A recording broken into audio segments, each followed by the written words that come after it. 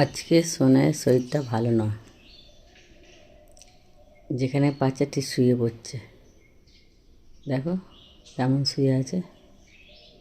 সোনাই, আজ শরীরটা ভালো না। হ্যাঁ, কী হয়েছে? চলে আসো, আসো। আসবে, এখানে শোবে। চলে আসো। আজ শরীরটা ভালো না। সকালবেলা বড় দিদি অফিস গেল, উঠলো না। ছোটো দিদি পাপার দোকানে গেল।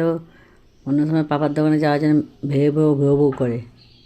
আজ কোনো মালুম নেই, ও চুপচাপ শুয়ে আছে, মুখটা নিচু করে শুয়ে আছে।